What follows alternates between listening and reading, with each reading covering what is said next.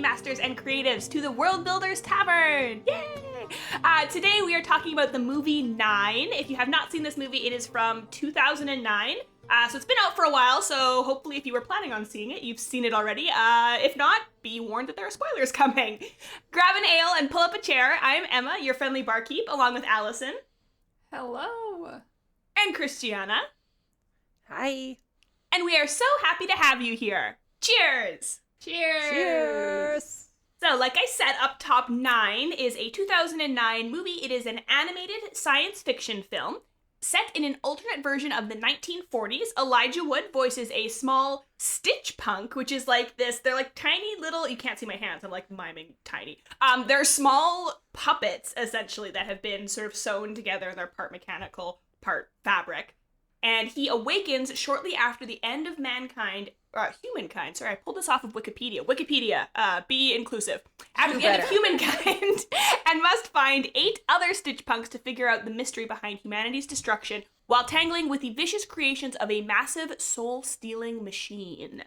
And this film is adorable and is kind of another in our series of Elijah Wood playing just a little animated guy, just a which weird is little guy. a genre that's very enjoyable. And this suggestion was Christiana's suggestion, I believe. Yes. So we have Christiana to thank for introducing us to this film. So Christiana, do you want to start us off talking about what you found interesting about this world building or why you suggested it for the pod? Yes, I'm also going to open it up with some context for this film that I found interesting that I didn't realize until I rewatched it, and then was, as I do, not paying attention to the film and instead Googling everything about the director and the actors and all that kind of stuff. The director, I believe his name is pronounced Shane Acker. I could be pronouncing that wrong. Originally created this as a short film that was part of his studies, like while he was in film school. And then it ended up getting nominated for an Oscar for a short animated film, I believe. While he was in school? I don't know. I'm going to be honest with you. This was just like a factoid that I read and was like, whoa, what the heck? So Gotcha. Yeah. No, sorry. Continue. So it was nominated. No, it's okay. It was nominated for an Oscar, I think, for a short animated film. And then after the fact, Tim Burton approached him and was like, this could be a feature-length film. Are you interested? And I'll let you be the director. So obviously, he was That's the artistic dream. Holy. Yeah, all I want in my life is Tim Burton to approach me, to get nominated for an Oscar and Tim Burton to be like, this chosen. is great, let's make a movie. Yeah. So they did that. And so that I feel like that's maybe why it has such a stacked cast when you look at like the voice actors, like John C. Reilly, Elijah Wood, Jennifer Connelly, like Crispin Glover. Like it's like a really crazy cast. So yeah, a little bit with Tim Burton involved in there, and I feel like you could see that kind of in the aesthetic and things like that. And then also another fun little factoid. Just before we started recording, we were complaining about the name 9. Like it's just thematically the number. it fits. It's just the number 9. It's just like the digit 9, which makes sense for the movie, but it's very hard to Google. But it did come out on September 9th, 2009. So it was 999. Yeah. So.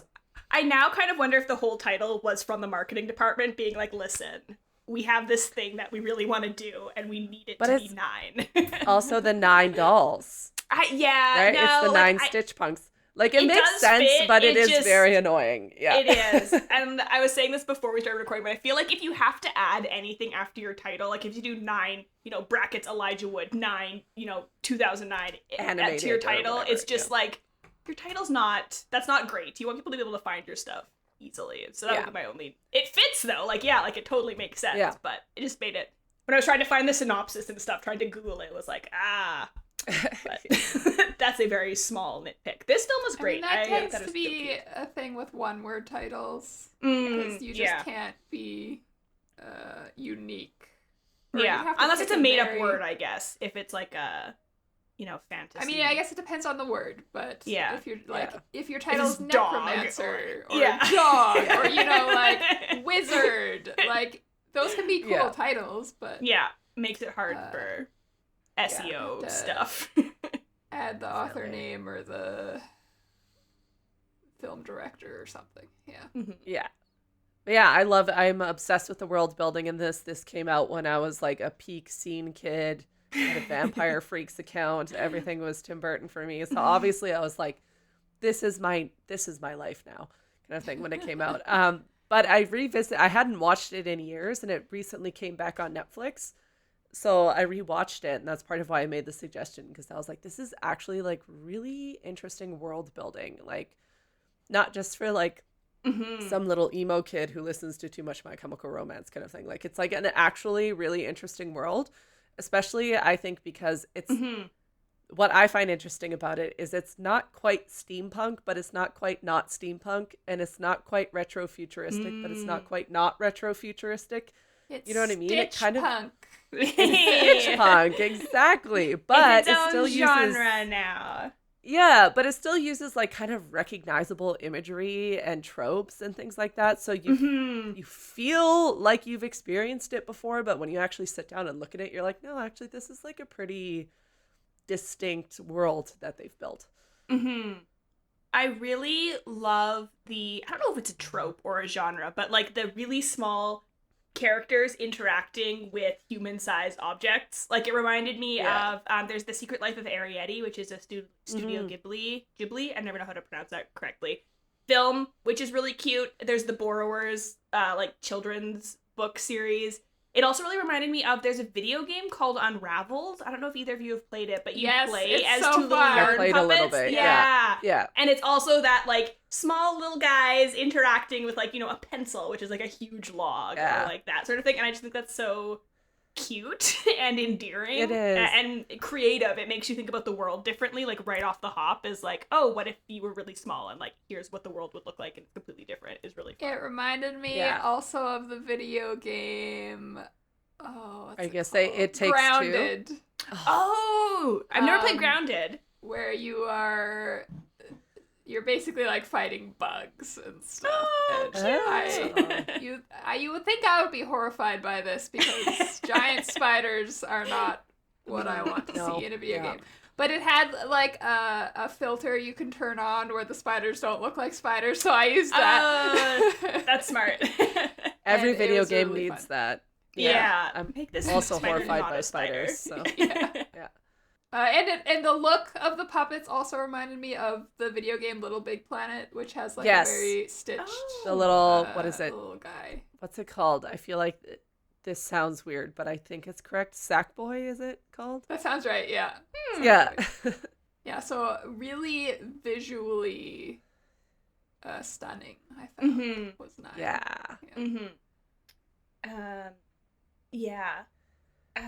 So one thing that I want to talk about, I know Allie did as well, was some of the dialogue in this film was used in really interesting ways and in world-building ways and the way it connected with the world.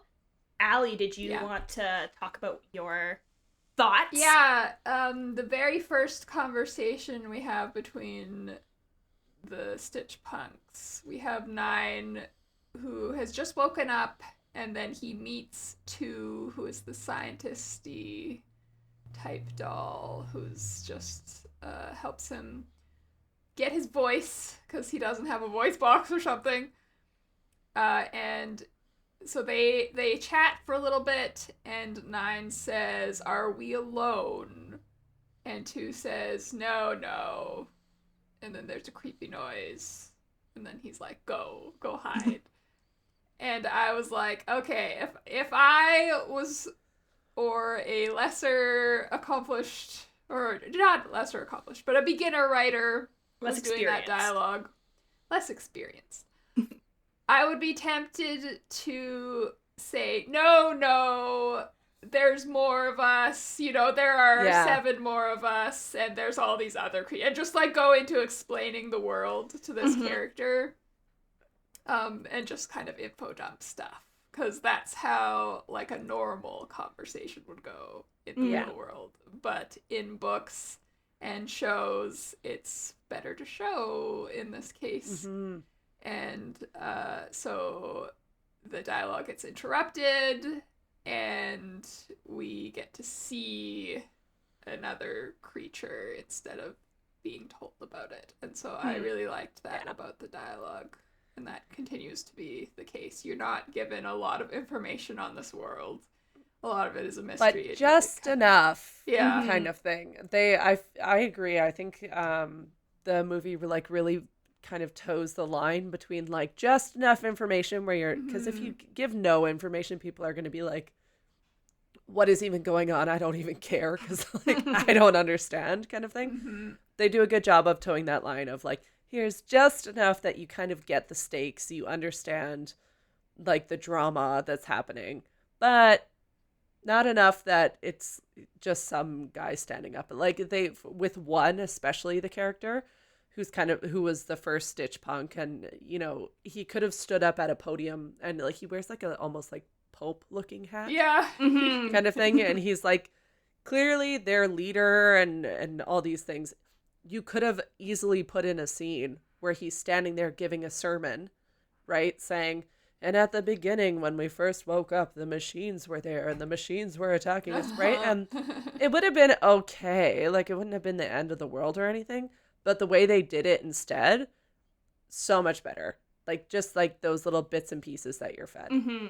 There was, towards the end of the movie, you get a little bit more of kind of like an explanation because they find a letter or a recording. They find a message from their creator who then explains, you know, oh, there was this war and humans and machines were fighting and humans are going to get wiped out. So and he explains that the AI was sort of only his intellect. He built this like artificial intelligence that was only his intelligence, and then realized, oh, that's not good, because then it went rogue and it killed everybody. So he's like, okay, you guys I've made out of my soul, and you're going to like be the remnants of humanity and keep life alive. And that made more sense to come at the end, because you've already seen all these little bits and pieces, so you started to come up with theories in your head and you kind of know what's going on. Then you get the explanation, and the explanation also made sense in context because it was a letter that was supposed to be explaining something to somebody who didn't know something. It wasn't one of those conversations where two characters are like, we both know this, but we're going to say it for the audience who's over there. Like, I thought that was really clever. I also was really curious. I found myself thinking that this could have almost been a silent film. Like, the world building did so much lifting. Mm-hmm. The dialogue, I think, wasn't always necessary even. Like, right at the beginning, you see the creator making the Stitchpunk, which actually gave me vibes of the cleaning Woody scene in Toy Story 2. Oh my god. I was gonna make much, I was gonna make the Toy Story connection. I'm like, this is like if Toy Story was like a horror apocalypse. It is, so it starts off with that, and you hear a little bit of a voiceover of the creator guy saying, you know, humanity is doomed, life must survive, and then you go into the puppets. It's like, yeah, we could have gotten it without that, and I think it would have been just as rich, and you might have had to make a couple tweaks to the world, but I would be really curious to see this as a silent film, or like one line of dialogue film or something. That is, well, because you also see the character 8, who doesn't really talk, kind of talks, has some dialogue, but mostly just like speaks in disgruntled growls, right? And the twins, I think, 3 and 4 twins, don't say anything either. They don't blink. Say anything. They're so cute. They've got little like their eyes flash at each other like Morse code, which was adorable. Because they're the catalogers, right? Like they're taking pictures and just taking everything in. They're not necessarily like active.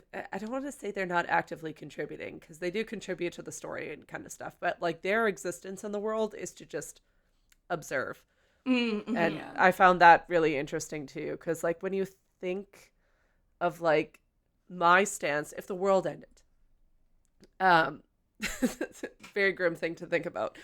If the world ended, like that is actually a really important role, like keeping history and keeping this information and passing it on, and like storing this information, like data and information is like so vital to our existence, right? Like even just think of the existence of Google. Right? How many people couldn't function without being able to quickly search that? I remember like it used to be fun conversations with your friends to like debate something, but neither of you can confirm it. And then now Google exists and you're just like, you can confirm it, kind of thing. So I think, I love them. I think they're my favorite characters aside from Jennifer Connelly's character, who is just Yeah, she's- badass. Is that sad? She was The 7, best. right? Oh, Yeah. she was so cool. She wore a little raven skull as like a hat, so she looked like a plague doctor, and she got to like hit things with her stick.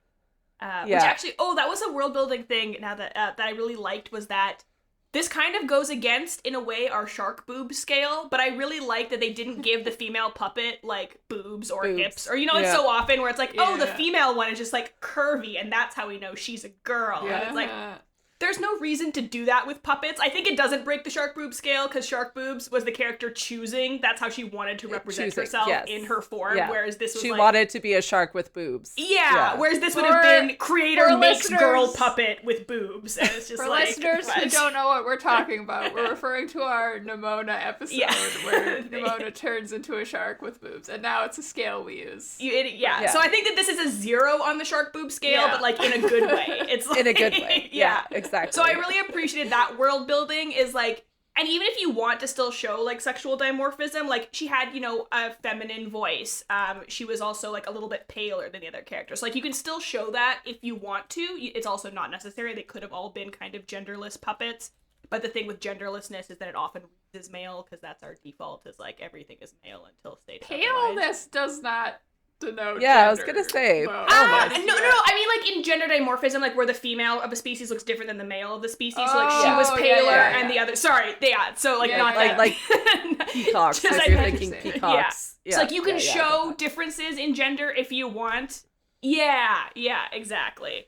So you can show that without making it like, because in World that wouldn't have made sense. Then it's like, why did the creator make this puppet to be curvy? The creator was like, this is my secret drag queen persona, and I'm gonna make it into a Stitchpunk, and it's gonna be sexy as hell. Like, it would have been weird. It would have been super weird. Yeah. Yeah. Although I did like the fact that was, because he said it was all parts of his soul, and then there's this one that is very, like, feminine coded, so I was like, oh, that's a little, like, that's the feminine part of him or his, like, I don't know if that's what it was supposed to be, but that's how it read to me. Yeah. Like, I'm glad they weren't all male. Yes. Oh, that would have been, that would have been a bit much, but. Yeah. Yeah. No, I think the way, like, the concept of the creator causing an apocalypse by only using intellect and never using soul. Yeah. And then instead being like, I'm going to fight it with my soul.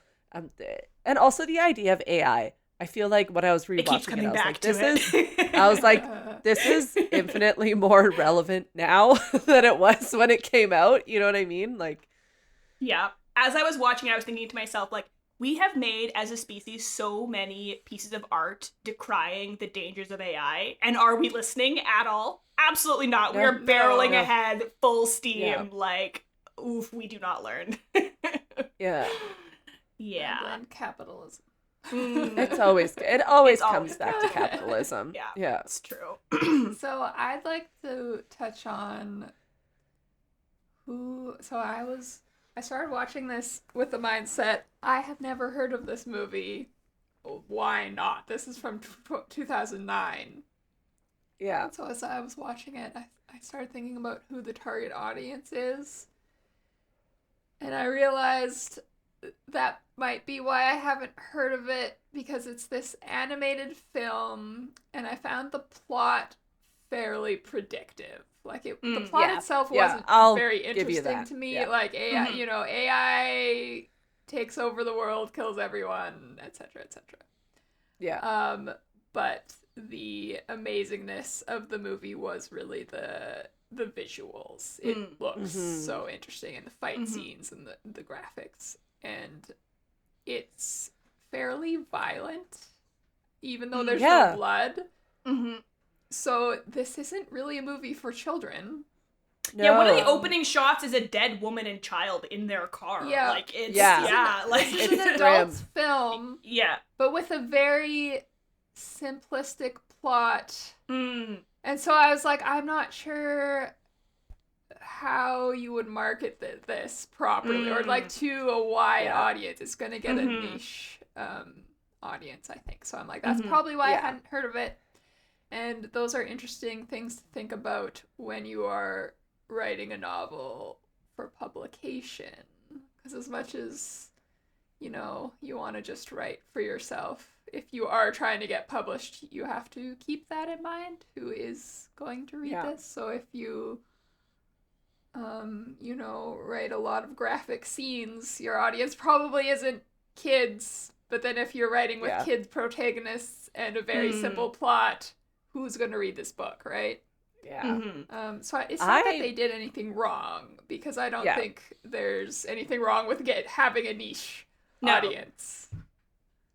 What were you going to say, Christiana? I feel like the niche was angsty teenagers like myself when the movie came out. Like, I feel like, creepy little 15-year-olds like me. I feel like it also, like, this is just me talking about my experience as a teenager and the things that I was into. So emo music and the scene was like a big thing during that time. Tim Burton was a very big thing, right? All these things. So I could totally see that, like, this is me wildly speculating, by the way. I could totally see that I feel like this movie wouldn't be made today because at the time there was a niche audience, right? Of young enough to watch a PG-13 movie and not expect a rated R movie, but also old enough to not be able to see or interpret violence or anything like that. And like just the visuals of it, it was so aesthetic to like what was happening on aging myself here. Like MySpace and Tumblr and like, you know what I mean? Like all these things like were happening at that time that I think it's like it fit a niche that was like very specific to 2009, right? Like My Chemical Romance was like a huge thing and like all that stuff. The Black Parade was like a big album and everything. And it was kind of like a similar vibe of like this post-apocalyptic almost kind of world if you're watching the music videos and things like that. And so I feel like it just like encapsulated this weird moment in time where all teenagers were incredibly sad or like, you know what I mean? Like it just, if when I rewatched it, I was like, yeah, this is like, I could pinpoint that as like being written and developed during 2007 and 2008 and released in 2009 kind of thing, right? Oh, I just did a Wikipedia dive into the original one that it was based on. And so interestingly, originally, they didn't talk. So it would have been a silent film. So that definitely, so I'm like, oh, good cool. Intuition, Emma.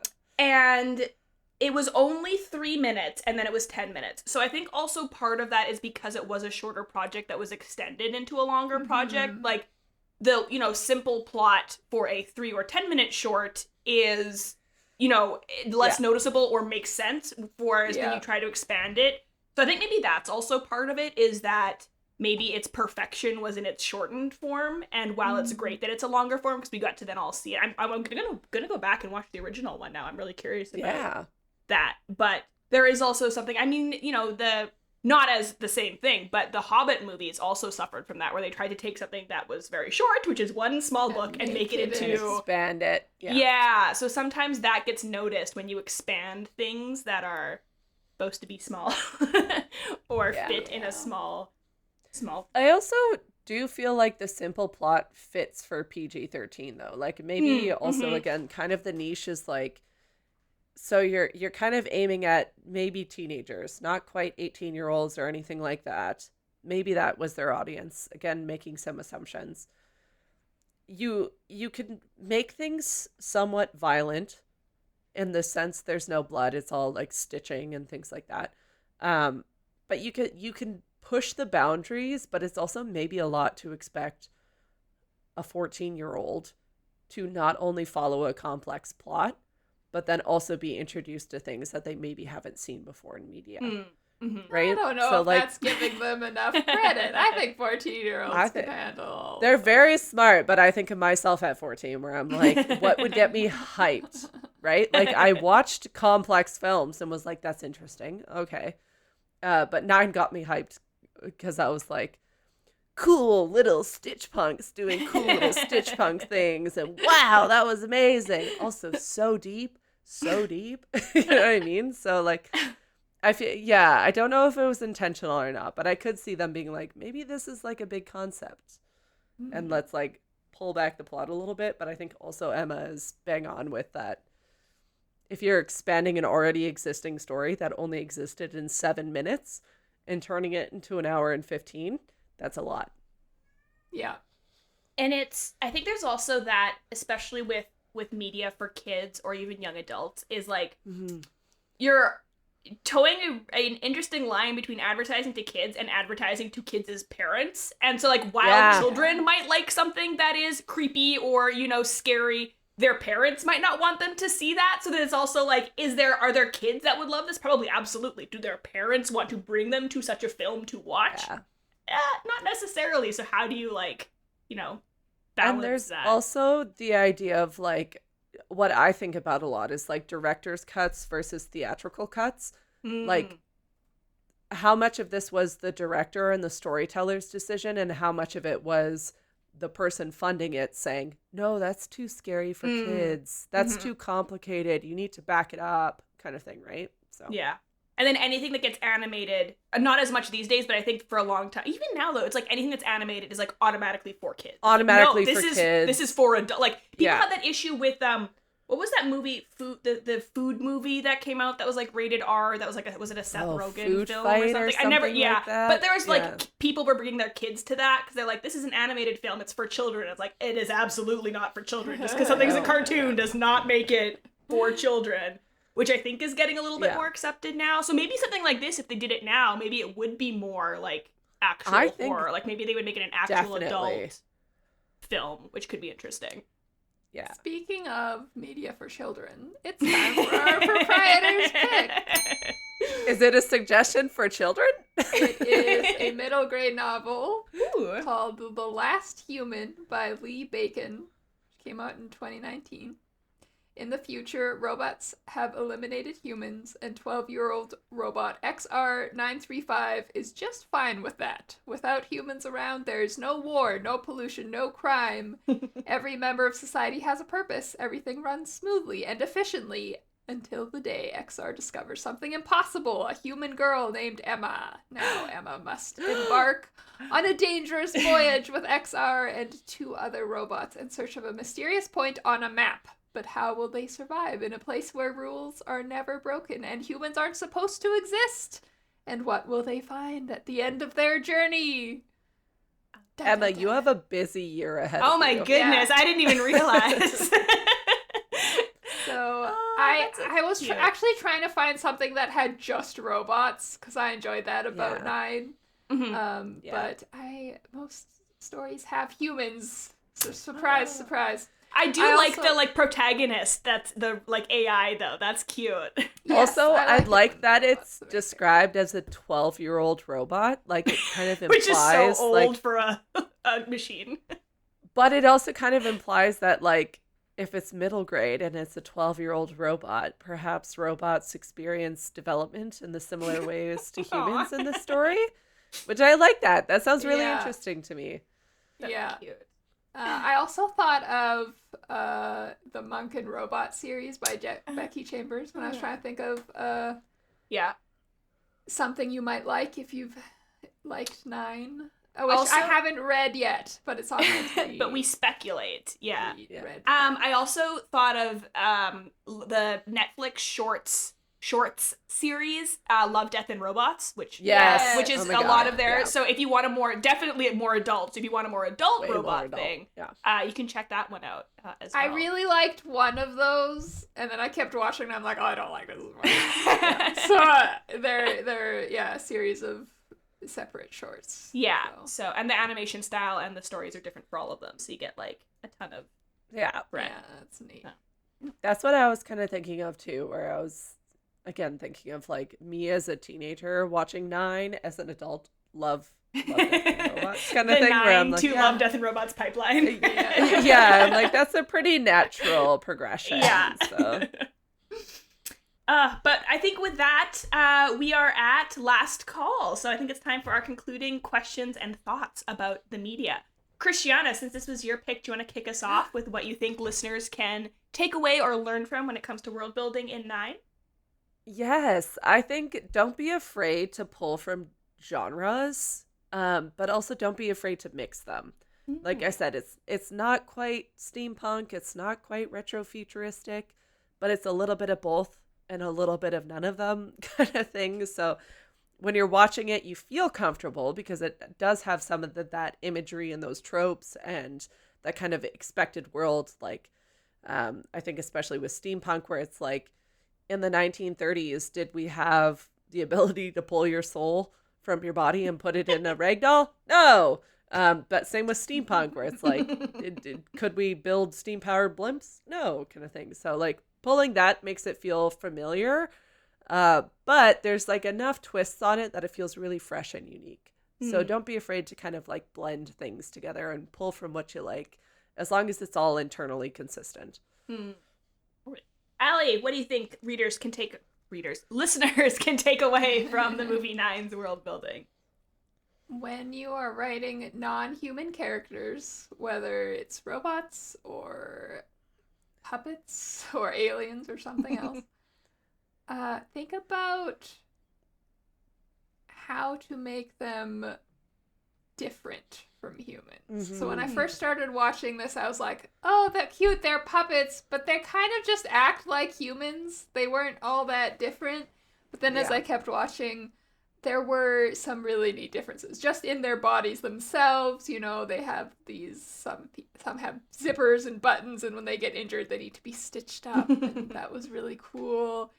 And then when you met 3 and 4, they behaved very, very differently from humans. And I really Mm. like that. I think sci fi in particular has an issue with all aliens being human like, which came Mm. from movies and TV shows from many years ago because they didn't have CGI. And so aliens kind of It was had always to a look human in a wig. because, Yeah. yeah, it was a Yeah. human in the suit, right?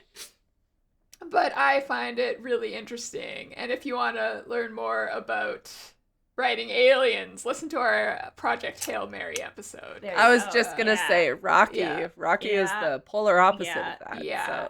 So I really, really like that. So Yeah. I think it's just a fun experiment when you're writing a non-human character to be like, okay, what is human about this? You know, what can I relate to, and what is Mhm. really different. And especially if you're a visual artist, like if you're doing a movie or you're doing even like, if you do paintings or that kind of art, Mhm. it can be a lot easier to just show it. When you're describing an alien with words, it can sometimes be difficult because, yes. it can be hard to convey what this weird thing is, whereas in visual, you can just show it. So especially take advantage of that if you're like a filmmaker or Yeah. a visual artist, and that way you've got so much room to play with that. And even with writing, I feel like, except like I'm the king of picturing things incorrectly in my head. Once like the first description, it sticks in my head and I just go with it, even though I know logically it's wrong. But I think when you're like, describing something in words as to how it looks, like I prefer at least when it's like a touch vague, because it leaves it up to interpretation a tiny bit. If you try to describe like Project Hail Mary, I feel like is kind of the exception, where it's like, and there are this amount of legs and it's a diamond shaped body, and then like this is what the face looks like and everything. I'm still gonna picture it wrong. So when instead it's like a rock spider, I'm like, great, I know what a rock spider looks like. So I think it also depends on the narrating character because yeah. the character from Project Hail Mary, he was a scientist, right? Yeah. I feel Yes. he Yeah. was very He used to be. observational, Yeah. observant, Yeah. yeah. And it made And sense. Because I if you ask like the average person, like if you asked me to describe one of my cats in great detail, I love my cats. My cats are my life.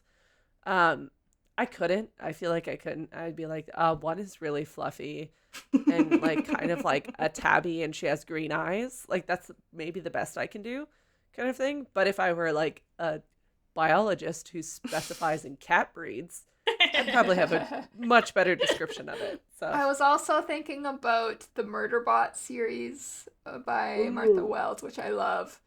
And in the first novella, it's involved in a monster attack on another world, and it doesn't describe what the monster looks like at all. Oh. Because it doesn't care about that. It's like, my mission is to rescue the person who the monster's trying to kill. And so it's really interesting what Murderbot describes and what it doesn't, because there's just certain things it's not interested in relaying or thinking about. So that's a really fun example if you want to look into. I think also we covered This Is How You Lose the Time War, and I think they also do that pretty well. Yeah. So yeah.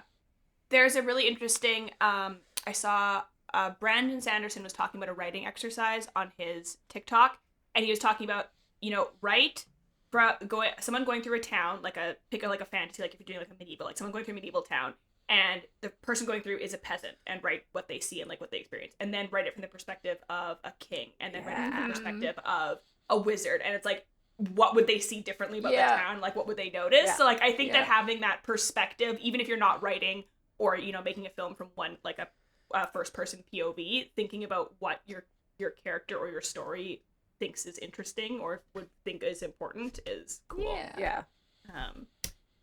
Which actually wasn't my advice. That was Brandon Sanderson's advice. So I guess if I'm going to pick something from 9 to learn from, I would say I really loved the way 9 used details in the world building to communicate things about the world. Yeah. So I think that is one of the best ways to use world building. Again, it's particularly easy if you're a visual artist, I think, because you can hide details that people can like then scan and see. But you can also do it in your writing. Like, you can add in little tidbits that communicate things about the world that maybe even if people don't realize it's communicating something, it'll click together, or in a second through it'll make sense. So I'd say really think about what details of your world would communicate about the world that you're creating. And I think with that, we have unfortunately come once again to closing time. Thank you so much for joining us at the tavern. We'd love to keep you longer, but unfortunately we have to put up these chairs and mop the floors. If you just can't bear the thought of waiting 2 whole weeks for another episode, you should come join us on Patreon, patreon.com/worldbuilderstavern, for access to our bonus after hours shows where the tavern's closed, but we keep talking. And you can also connect with us on Twitter at WBTavernPod, TikTok at WorldBuildersTavern, and on Discord, where we are the World Builders Tavern. We'll see you back here in 2 weeks, but until then, scram! Get it!